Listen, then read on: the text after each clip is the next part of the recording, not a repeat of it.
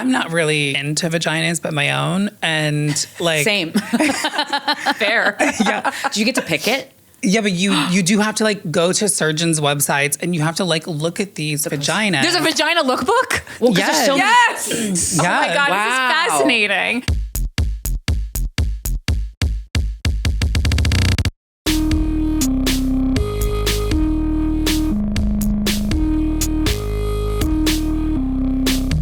Guys, we are here with author, activist, stand-up comedian BILLIE LEE. So excited to talk to you today. Thanks for having me. Hi. Yeah. And your dog is so cute. I know, he's the cutest. So you have your book out, which is available for purchase, right?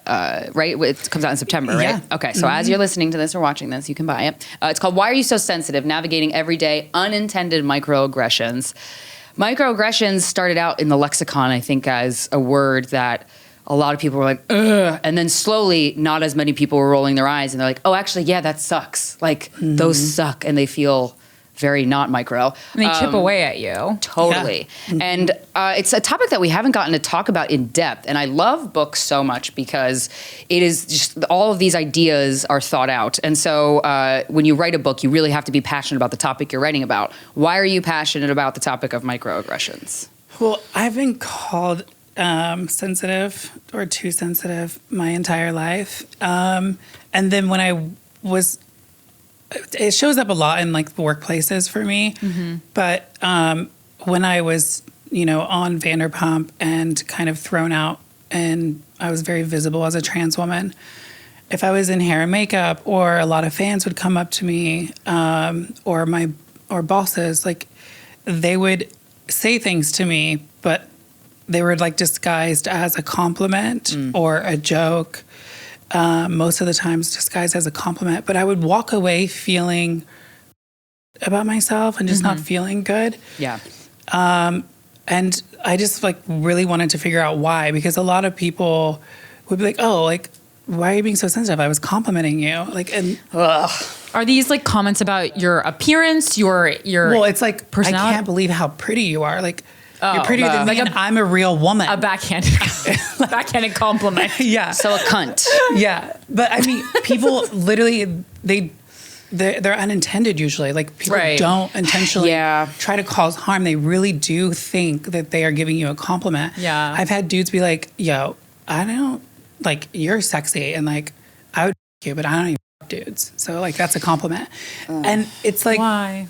so am I a dude? Like, there's just so many things that would come at me. And when I started talking about it with my trans community and other activists who contribute to this book, so grateful for them, but we would talk about it. They'd be like, no, that's a microaggression. Yeah. And they're also portraying in a way that you are pretending or I'm tricking them somehow.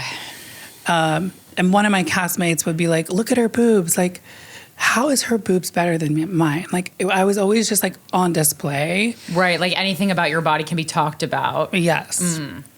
So whenever my team asked me, what do you want your first book to be? I didn't really want it to be just about my story or me. And I wanted to be of service in some way and create change.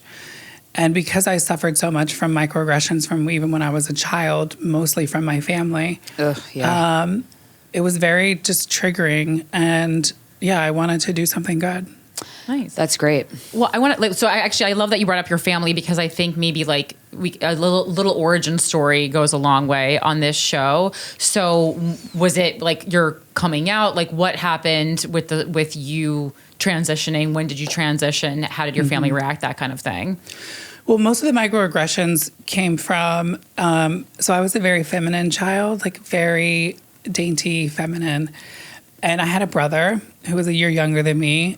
And my dad, my brother, I grew up in the country in Indiana. They would go fishing, hunting, like yeehaw, motherfucker. Yes.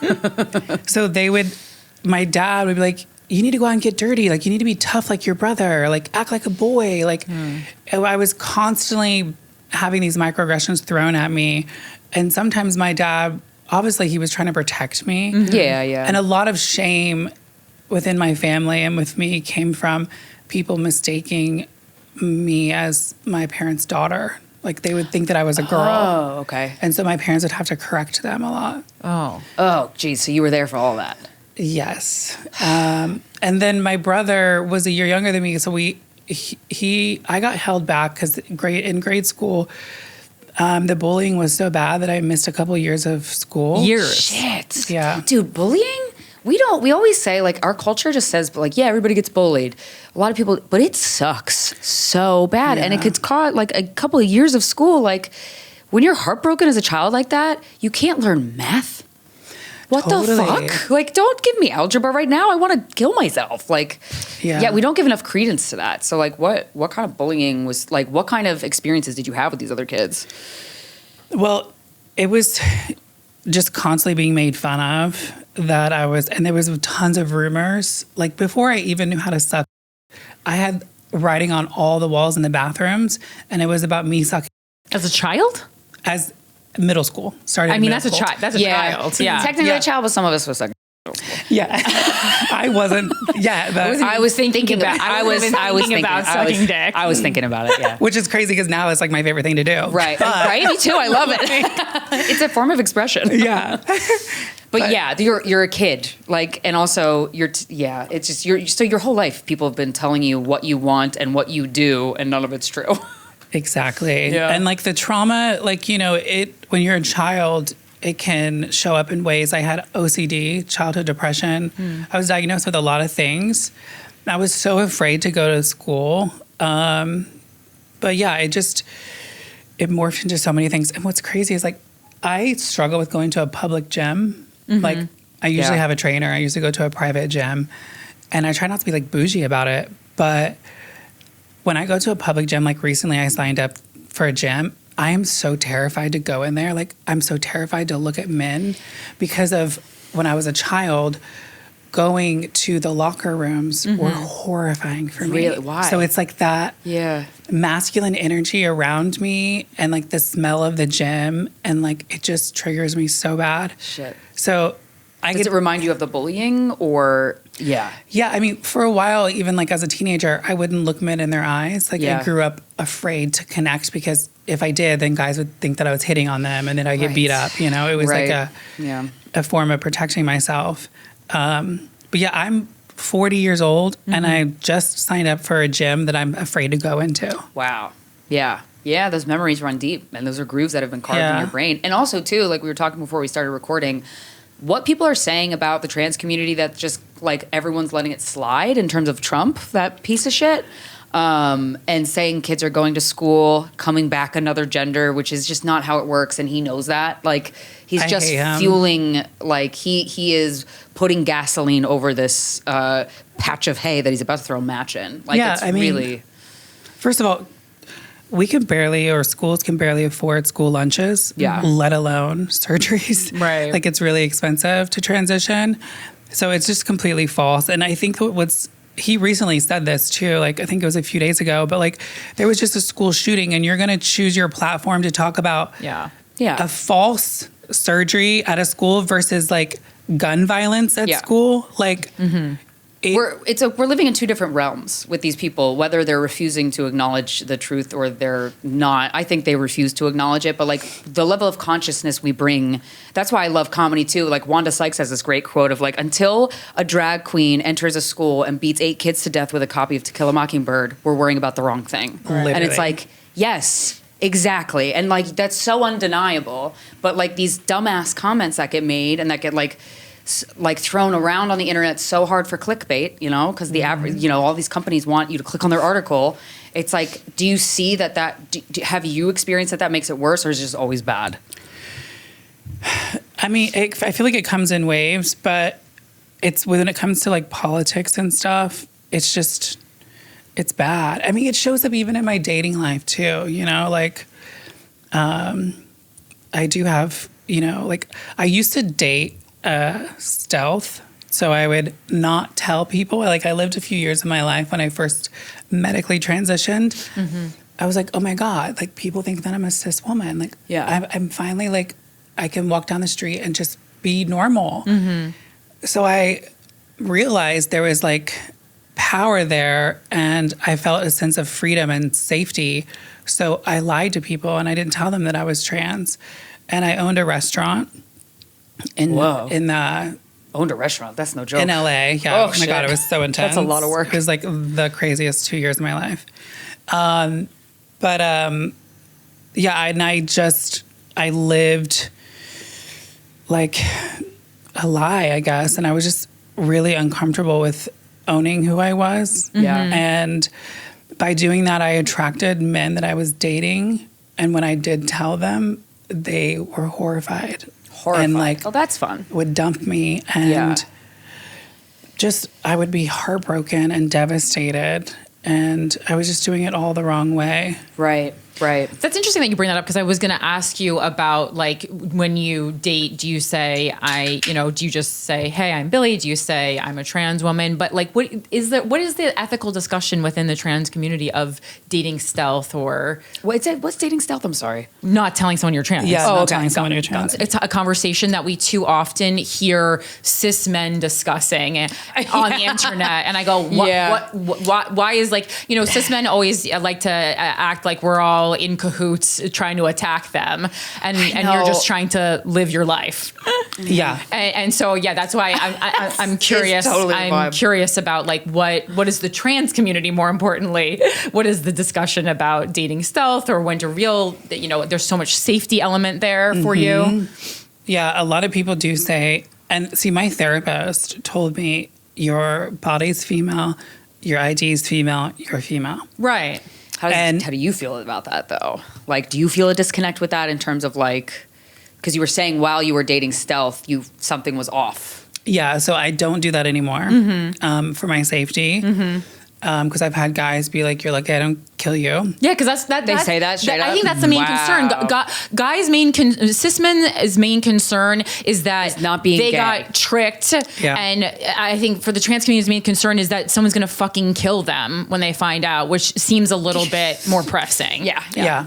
It's crazy because like guys, like I dated this one guy, he was like vegan, spiritual. We had so much in common. Like, But he was a piece of They shit. can be monsters, though, dude. he was like, most guys who date me like love the sound of my voice, love my curves in my body, love everything about me, could literally eat me out for days, not even know a difference. Yeah.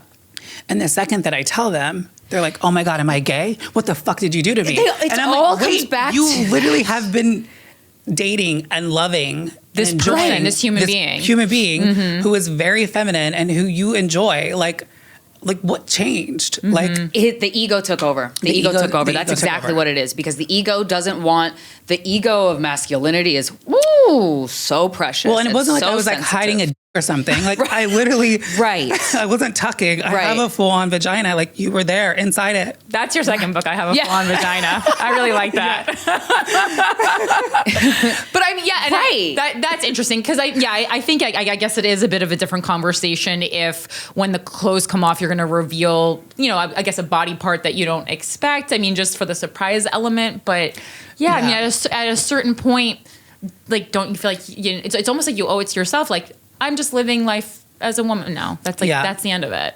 I know, and people will comment like, "Why you always have to say something about being trans? Like you're just a woman." Because we won't make you stop obsessing over it because other fucking people talk about it. Yeah, exactly. I hate that. And also, like, a huge part of me is being trans. Like, Right. It's one reason why I was casted on Vanderpump, and it's a huge part of my stand-up routine now. And the cool thing about doing comedy versus reality is I get to own my material. Yes. I have control of what I share and say versus an edited version that I have no control over. Yeah. And I could tell you to suck it while making you laugh. I know. So powerful. So good. So powerful. I love comedy. Yeah. And roasting specifically is like the best. I'm not there yet, but Oh, it's so good. Yeah. I'm a very sensitive person, but like for some reason I love getting roasted because it gives me the opportunity to laugh at my flaws and like while I'm being like kind of like stabbed with them, and it's great. It's this weird masochistic totally. treasure that I have. You mentioned you mentioned that the phrase medically transitioned. Can I ask what age that you medically transitioned at? Yeah, it was in 2012. Okay. Yeah. And how did you feel about that? Like, were you excited? Were you like, what goes into that type of decision? It was very exciting. It was a lot of manifesting, a lot of... You manifested a pussy? Yeah. Well, like, I'm not really, like, into vaginas, but my own. And, like... Same. Fair. Yeah. Did you get to pick it? Yeah, but you do have to, like, go to surgeons' websites and you have to, like, look at these vaginas. There's a vagina lookbook? Well, because Yes. there's so many Yes. pussies. Yeah. Oh my God, Wow. this is fascinating. How did you Wait. make that decision? So I saw one in Thailand that was Yes, like, always in Thailand Thailand. makes the best pussies. But And a lot of straight men from America would agree. yeah, they all love going there. So funny. But yeah, I saw this one doctor and I was like, oh my God, his vaginas are so good. And so I found someone who was in LA who went to him and I was like, hey, can we meet for lunch? Can I see your She told me she had an amazing experience. Okay. And so, yeah. Did you have to see it? No, because we were like at a restaurant or whatever. Oh, right. Yeah, but like public, the public, website, public. there was so many. That's the first thing I would ask. But it is weird that you are shopping for a vagina. Yeah. And like have to see that. But I'm very happy with the results. It did take a while to heal. He made me like really deep, Okay. which like the deeper the better. Like, is that a request? Yeah. How many inches? Like, I Can think you the add- average is vaginal canal is 5. Yeah. Which Yeah. I didn't realize that. And then we were talking about like, it was on this podcast. Like, taller women have a longer tunnel. Oh yeah, with And, Erica like, Sparrow, we were right, talking about right. this We're because like, she's a really do guys tall, like that? tall We don't cis know. woman. Yeah. So how do you pick the tunnel Well, I mean, size? yeah, the goal is to have like, more depth so you can take more. Totally. So I got 6 inches, which was Okay, Ooh, a little stop extra. bragging. yeah, nice. Nice. But it's so tight. Like I struggle with that because I don't have sex often unless I'm like in a relationship. Okay. Yeah. So it likes to get really tight on its own if I'm not having intercourse. So when I do start dating, a guy has to be patient. But Yeah. what I've heard is it's like slowly unwrapping a Christmas present. That's So it's beautiful. worth it. Yeah. That's I like great. that That's the description. tagline to your second book. I like that description. That's so cool. So what? How did you go from dating stealth to disclosing, and what was that like? Because whenever we like have we have an area in our life we're like, okay, I want to do this better, and then we start. It always like, I don't know, I fuck it up like the first couple of times. So like, how was that? How was that switching to like being forthcoming about your body? So I, when I was in my restaurant, I was dating a guy and all my regulars were in the restaurant. I like when you own a cafe, you like get to know people and they become like your little family. And this trans woman of color comes in and she orders something and I could just tell it was like very awkward in there. And then she left.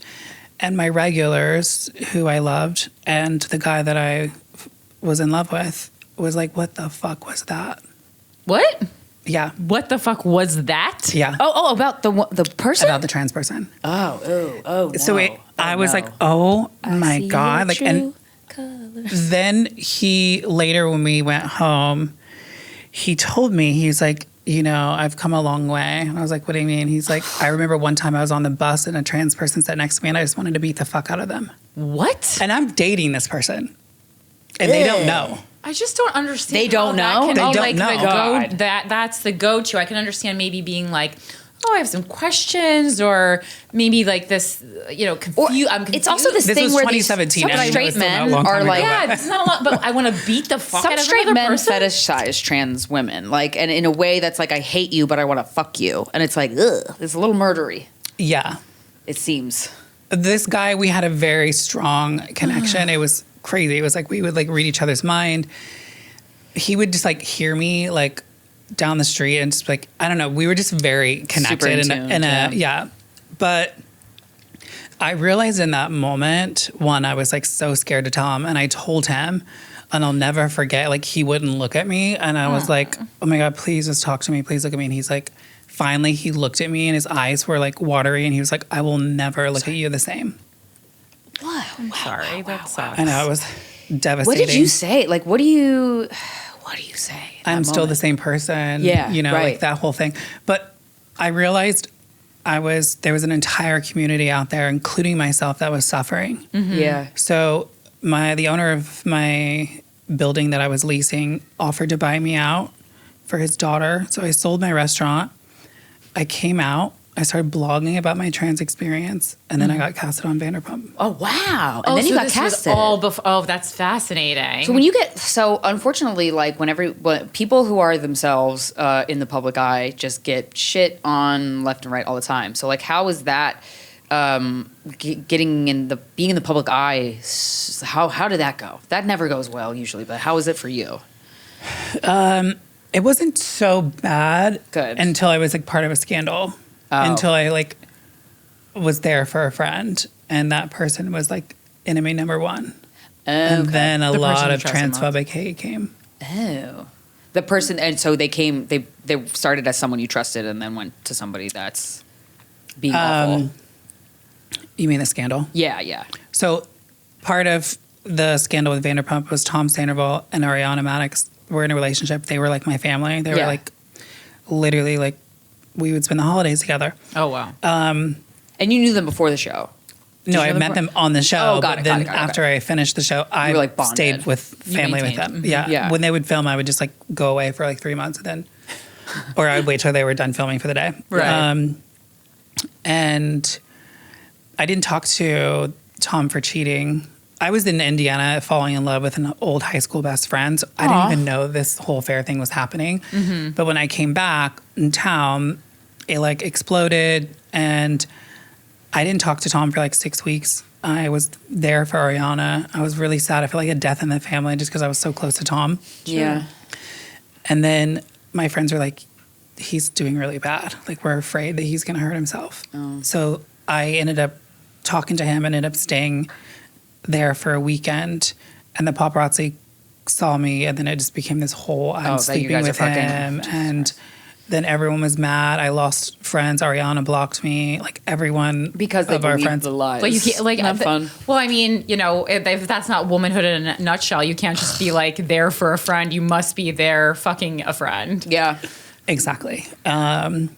So during that time, I got a lot of transphobic hate. Yeah, that's... So, like, when you feel like even if people are attacking you for something that has nothing to do with the fact that you're trans, it still goes to transphobia because, like, that's where they feel like you're most vulnerable? Mm-hmm. Yeah. You know, a lot of women would even be like, of course you're going to go with him. Like, you're not a girl's girl because you're not a girl. Like, it was just so... I mean, the amounts of cis women that go against other women... do that. Like, it doesn't even make any sense logically. Yeah. The comments that I would read, I was like... It was so intense. I wish, you know, there was like, I know there's been like memes about like, we should have a show where the sons of the boys or the mothers of the boys who make these awful comments online have to read them and guess which one their son wrote. But like, I do wish, you know, in the near future, there is a way to actually hold people accountable for the dumb fucking awful things they say in the Instagram comment section and actually not let that go. Cause like, yes, you have to live with yourself, but those, like, that's where you start. Like, it's so awful to be the subject of that and to get that thrown at you, even if you know who you are. Like, it doesn't matter. Like, you're just getting rained on. Yeah. What did you do during that time to just, like, center yourself? I cried a lot during that time. I do hot yoga. I ground. I like to be barefoot and connect with the planet. Yeah. I just really... try to grow and learn from every experience. And like I said before, comedy really helped. Yeah. Like, just own who I am and make fun of it. I was so kind of like still insecure about my trans experience when I was on Vanderpump. So a lot of things were like hard for me to navigate. Babes, come here. Atlas, come here. Come here. Come here. He's so cute. Come up here. Come on. Oh my God. I know. Oh my God. He's so precious. Dogs are the fucking best. Okay. But yeah, I was still insecure when I joined Vanderpump just because I did come from like being stealth and then like literally going to that. Mm-hmm.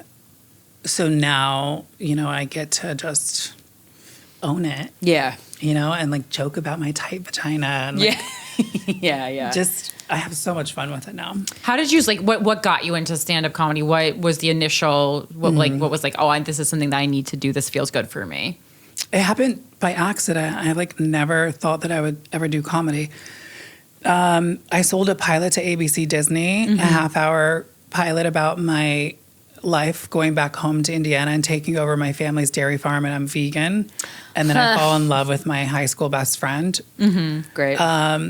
And my team was like, if you're going to be writing and possibly starring in a comedy, you should probably take comedy classes. Okay, I see where you're going with this one. And my teacher was like, oh my God, your point of view, your timing, like it's so good. Like you have to do this. And I just kept on getting booked. And I feel like I've jumped on this comedy train that's moving really fast and not stopping. Yeah, that's great. That's great. And then, there's a lot of like the representation of trans actresses and actors is getting a little bigger. It's still small, but like, God, Baby Reindeer, that actress, she is so incredible. Did you saw that show? Oh my God, it was so good. How did you feel about how a transgender woman was portrayed on that show? Like, what did you see it as, like, opening a door? Because for me, I'm cis though, so my opinion doesn't really matter. Like, I'm curious if it like struck you. No, I loved it. I thought I was done really well, and it was such a triggering show for me because it's stand up. There's like so many elements, the trans thing, the abuse, being bullied for it, being bullied. Like there's the shame around it. Yeah, I think that they handled the shame really well because that's what happens when I date guys. It's like they're okay with it, but it's like once they tell their bros. Behind closed doors, they're so into you. And then, I don't understand why people are so concerned with what society thinks. It has to be their partners. Their masculinity's threatened. They're like straight masculinity's threatened. Exactly. And they're like, I can't compute this. It's like, well, some things you can't compute. Okay. It's not a threat if you can't compute it. Yeah. And now, like, I don't date anyone unless they know they are comfortable and awesome about it, like if anything, excited about it, but also not a tranny chaser is what we call them. Yeah. There's a heavy group, like there's a big group of guys who are just like it's a complete fetish, and it's very. And they're like not cool about it. It's like the white guy that works in tech that's only obsessed with Asian women in a way that you're like, you are a menace to society, sir. Like something's off about you. Like I feel like guys who fetishize like that is like, oh, that's so much bad energy. Yeah, it's guys who used to pay my rent, but not anymore. But whenever a guy is like super confident with who they are, like it's so sexy to me. Yeah. Like I'm not going to date someone who has any bit of shame. Yeah. So what happened with your high school friend? Did you fell in love? You're still in love? What's going on there? So he was like the boy that was like my best friend, and I always had a crush on him. Like I always was like, I wonder what it's like to kiss him. But he was straight. He would even like, we'd get drunk and he'd be like, if you were a girl, I'd marry you. He just was not attracted to me. And then he felt like this connection. Like soul connection. Yeah. And we were never sexual. We never kissed or nothing growing up. And then I moved away. And then I went back and visited in 2021, and he was going through a divorce, and it happened. Whoa. And it was like the most mind-blowing sexual experience. That's like the longest game of foreplay ever. I know. It was crazy. Mind-blowing sexual experience. Nice. And he was like, the town was talking about it, but he didn't care. That's so hot. I know. And like he brought me to like his sister's wedding and like held my hand. And I was like, what the fuck? Wow. And like his mom and dad were like so happy about it. His mom was like, oh, good. You guys, God. yeah, they were like, it was really cool. However, it did not last because he's a very small town. Like I thought you were going to say he's very small. He's a small man. I'm sorry. Tiny no. No. He's actually the best not. of us. No. Hey, small guys are packing it. No. But it's like that small town where it's like, it's cute to visit and fall in love, but like the whole smoking a pack of Marlboro Reds, drinking a 6-pack of beer, like there's this country aspect that's sexy, but like not everyday life. Yeah. It's like a Hallmark movie. Like you go home for the holidays and you're like, oh, I love this for 2 weeks. 3 days max. Now January 3rd is here and I am bored. Back to the city. Nothing's open. Can't get food. But there was a lot of just like, he had kids, like he had 4 boys. His ex was literally the opposite of me, like Trump supporter ex-wife. And then you have me. Like, there's just so many things that were just like not okay. And also my life in LA, like my career projects, my book, everything was just like taking off. And I was like, I can't go and live this little Country life. Country I got shit to life. do. And I was like smoking again. I haven't smoked since college, and I was like smoking again and drinking all the time. I'm like, what are you doing? Who am I? Yeah. It's easy to fall into Yeah, it. You're like, like, this this is fun. Is it? So it didn't last, but it's such a powerful story that I want to share one day. Just so other trans people know that there's love out there. Mm-hmm. Yeah. And like you said earlier, like, you know, you're kind of like backed into a corner having to talk about being trans all the time because that's what people ask you about. But it's like, you know, people who come to Earth and they go against the grain of what a brain in society we all agreed to. It's like you guys are it's like you didn't sign up for this, but like are leading the charge in terms of like expanding people's mind, which is not a fun thing to do because then you get to see the ugliness of people. Mm-hmm. Like you're on the receiving side of all that ugliness. But I imagine like there's a lot of beauty too. There has to be, I hope, you know, in terms of like helping people. Yeah. Like helping other people realize who they are. Yeah. I think it's important to be of service. And I think I went through so much suffering in my life that I get to be on the other side of it and share so other people don't experience that. Yeah. If I can help in any way. So I think that's one thing about this book is it's just like, even though it's not just about my life, there's so many different experiences from me in there. Yeah. Mm-hmm. And I think it will help a lot of trans parents, people, you know, parents of trans kids, teachers, librarians. I did a talk with the Librarian Association, and so many librarians came up to me and they were crying, and like parents Wow. came up to me and were crying, and just it was such a beautiful feeling that like I know this book is going to touch people's lives. Yeah. And I think that all the suffering leading to this healing for people Yeah. is why we're here on The planet ripple Earth. effect. Yeah, the ripple effect of that is going to stand the test of time, Mm-hmm. you know, which is cool. Well, with the distribution of this book, have you have there been any hurdles as far as distribution, places unwilling to sell it, libraries unwilling to carry it, that kind of thing? Because book banning is so in vogue these days. It's really pretty insane that that's like a conversation we're having in 2024. Right. I mean, I don't think it's going into the schools in Florida. Like, I haven't heard anything Right. about Sarasota High isn't carrying it.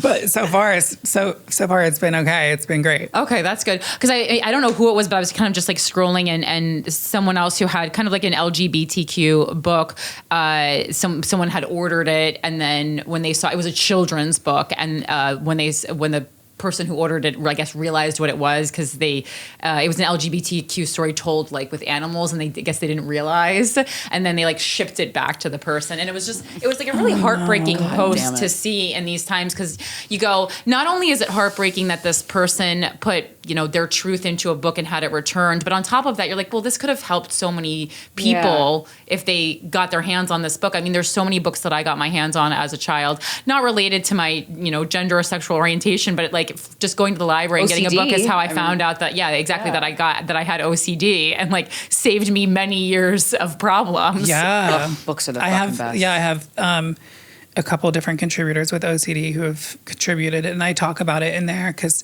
I suffered as a child and I grew out of it. Mm-hmm. But sometimes when I go through stressful times, it can pop up. Sure. But I also, a big reason why I have it in my book is because people will joke or use it to almost compliment them way, like, oh, I'm really OCD about that. I know it's like, speaking of microaggressions, I'm like, I don't like to be, but it is very annoying because you're like, if you had OCD for real, your asshole would be bleeding when you wiped. Like, I mean, this is like you would know. It's just crazy. There's actually, I think it's in New York, but there's a place called OCD, Obsessive Chocolate Disorder. And again, I know, like, That's rude. I don't think it's a personal attack. I'm not like, but I'm just like, if you really knew, it wouldn't be a whimsical chocolatier name. Like, right, yeah. It would take up hours of your day. Like, literally, like, it's something that people suffer from, and I think we just need to be more sensitive about it. But I start out the book being honest that I'm also a perpetrator, and I was at a rally, and my girlfriend who's this gorgeous model, and we were like protesting for our planet. And she was just, like talking about how she like loves products and clothes, but she'll, get dirty to fight for the planet. And I was like, girl, I know we're so bipolar trying to save the planet. And she's a mental health advocate. Like she literally like suffers from being bipolar. And like she was like, and her look on her face. I was like, girl, did my trans activist friend really just say that? But it's a human thing. It's a human thing. Like you want to lighten the load for everybody without, because some microaggressions, like you really don't mean it. But then other ones you kind of do. Like it's weird and you can't decipher. It's like a lot of energy trying to decipher. Like, did you mean to be a cunt or were you accidentally a cunt? Because those are two different things. Yeah. Well, see, I wanted to like try to bond and relate with her, but it just hit me. But well, it's hard, especially like with being a comedian. I do feel like there is a different language that I use among stand-up comedians than I use among non-stand-up comedians. I started this before I did comedy. And I'm like, literally, I did an interview at the Comedy Store. It was a podcast interview, one of their like podcasts, and I said something about like Gypsy Rose's ex-boyfriend. I'm like, can he even find the dick? Like, he's bigger. Right. People were like, you're fat shaming and you're talking about microaggressions. Right. And I'm like, it's a comedy podcast at the Comedy Store. They told me to be quick, funny about these stories. I'm being asked to be a comedian at that time. Like, it's so hard to Dude, activist and comedian, they do not go together. Do not go together. We learned that the hard way. We have both in our hearts. Like we give a fuck about so many issues, but also too, like I also really like making fun of something and making fun of yourself and making fun of the systems is like the most powerful thing. There's a fucking, did you ever watch the Rich Voss roast on YouTube? Yeah, I mean, yes, when it came out, so I don't know how well I remember There was it, a but joke. yes. There was a joke that I'm like, this is the perfect roast joke. It's like, but the person he was making the joke to was there and dying laughing. It was about Judy Gold. Do you know who Judy Gold is? She's this really tall, like legendary stand-up comedian, lesbian, Jewish, very Jewish. Like her act is about being like a Jewish lesbian. And she talks like this, And Luis Gomez had this joke that I'm like, fuck you, dude. He goes, Judy, if Hitler could go back in time and just kill you, he'd be satisfied. And it was so fun. And Judy was crying, laughing. We were all, and I was like, this is it. Like, if you can, like, also too, like her reaction was empowering in terms of how funny she thought it was, because she's like, you can't hurt me with these things. Like, that's the beauty of comedy, is like, you could step in front of something about you and own it and go, you'll never hurt me with this. And it's like, it's so powerful. Exactly. I also have a bit of a controversial, view on jokes and activism. I think that I anytime I make a heinous joke, which is often, I go, guys, I did a lot of work to help make the world a better place. So I think I've purchased more credits towards,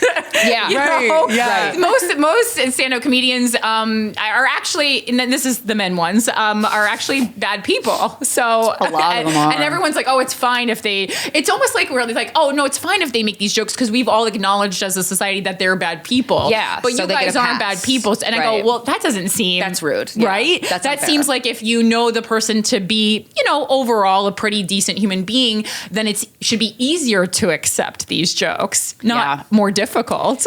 But that is not the way it goes at all. So do you get a lot of pushback on your humor specifically from the trans community? Because I feel like it's always the people you help the most that are like pissed off at you. It's so, I don't know why that happens. Oh my God. Someone we're like part of these, a bunch of trans activists like on emails and groups and stuff.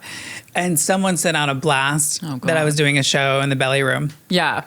And it was one of my worst sets ever because there's all these trans people in the audience. Right. And I'm over here making all these trans jokes. Right. And I was like stumbling because I could see them. And I was like, oh my God. Like, I wasn't like making fun of them. I was making fun of myself. But I was just the worst show. I was like, what? Yeah. Like the worst set. It's too much pressure. Yeah. It is. Yeah. There'll be so many of those. There's so many of those experiences in a career of comedy where you're like, oh God, I want to die.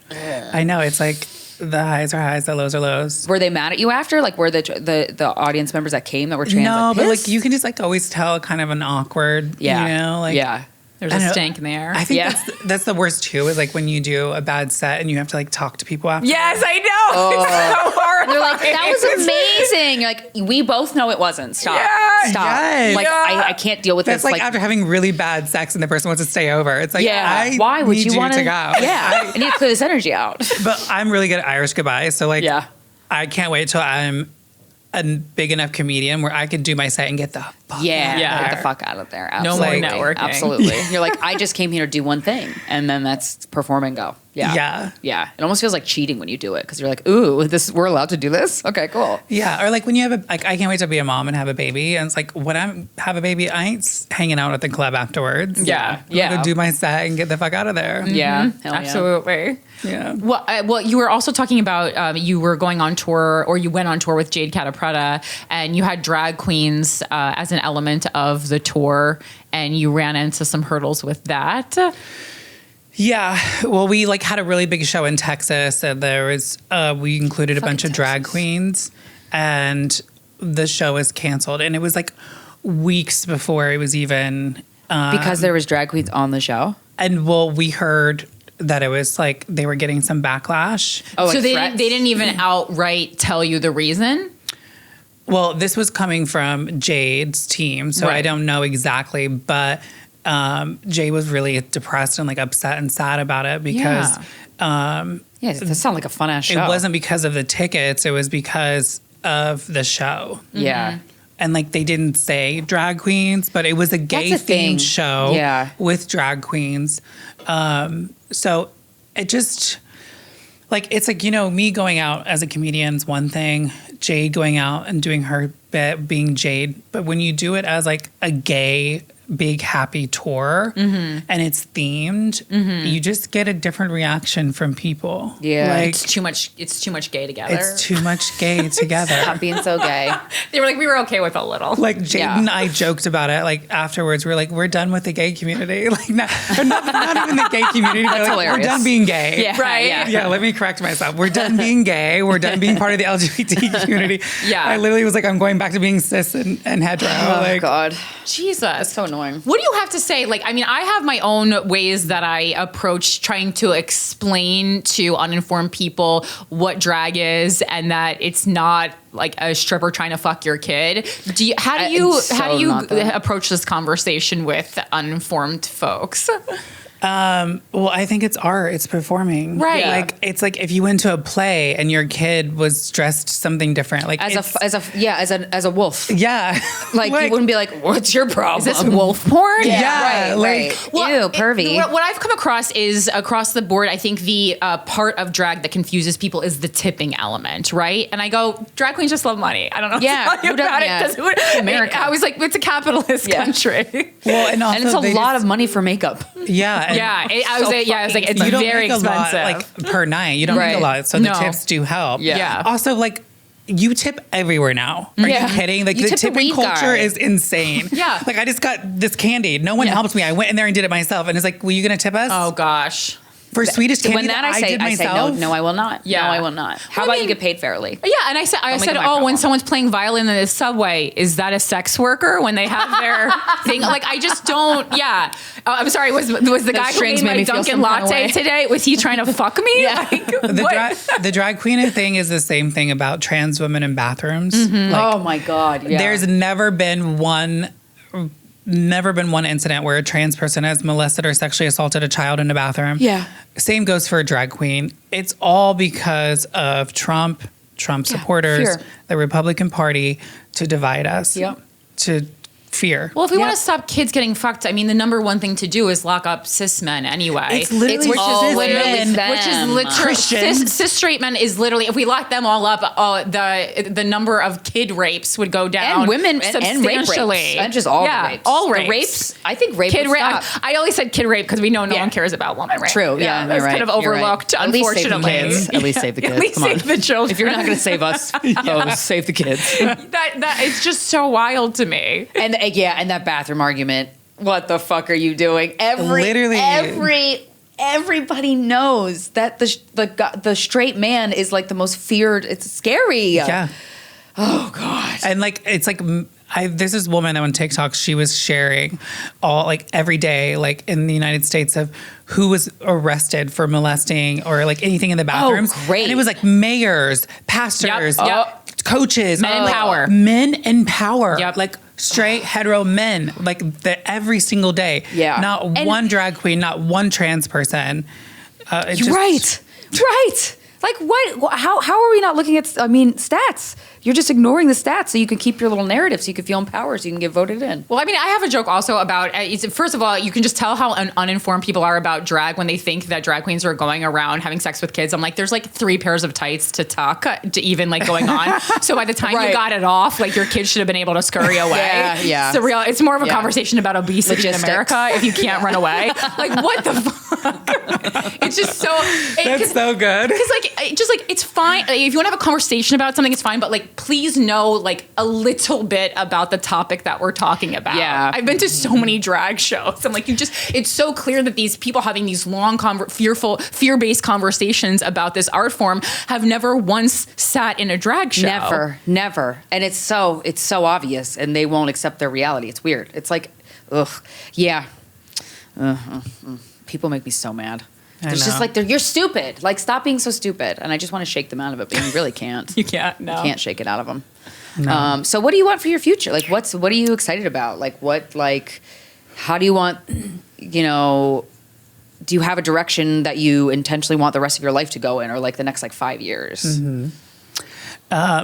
Well, I want to be a mother. I want to adopt a child. Not today or anytime really soon, but definitely like in the next few years. I have amazing projects in the works. A couple TV and film projects that are happening, and already working on my second book. Nice. Like, there's just really beautiful things. I have a great team. And like, it's so nice to get a team where they're like all inspired and like really get it. Yeah, and like enthusiastic. I've had agents where like they just never got it. They didn't even understand the trans thing. Like, they didn't understand. Like they just like that being a fucking trans LA agent. no, just like sometimes like as a trans person, you experience things differently, obviously, than cis people. Yeah. You're also on a mission. Like, I want to be of service. Like, there's all these things, and like some people just like don't get that. Like, and I struggled with that with some of my team back in the day. Oh, when you have like morality with your art, and like a message or like a thing you want to push in terms of like making the world a little better. But right before COVID, I like got rid of my entire team. This was after Vanderpump, and it was great timing because literally, like, we were all shut down. Yeah. But now I have gotten a really amazing team that's just naturally came to me, and I knew like that's what I asked the universe. Like, the right people will come at the right time. Manifest, and it's just really cool to just have people who love you and support you, and then having all of these really cool projects that are to help, like my Christmas movie that I'm working on. It's like a trans lead. Christmas movie? Oh, yay. A trans lead Christmas movie. Oh, that's great. I know. I'm so proud of it. Is this on Hallmark or where is this? I mean, we don't know yet. Oh, you don't know. But the script is beautiful. We have an amazing director attached, and we just got a really amazing production company. Cool. So, congratulations. Congrats. That's thank so you. cool. So yeah, a lot of cool things, and I'm just continuing to play with, comedy and acting and be a kid and have fun. Yeah, that's great. That's fantastic. Well, where can we find more of you online, and what would you like to promote? You can get my book now. It's out. Why Are You So Sensitive? It's really for everyone. There's all different types of people that contribute to my book, so I feel like it's something for everyone. And then you can find me at It's Me, Billie Lee, and I'm performing comedy here in New York and in LA. Cool. Awesome. Yeah. Thank you so much for your time. Thank you for being on the show. Congrats on the book. This has been Guys We Fucked, the anti-slut shaming podcast. We'll talk to you next Friday.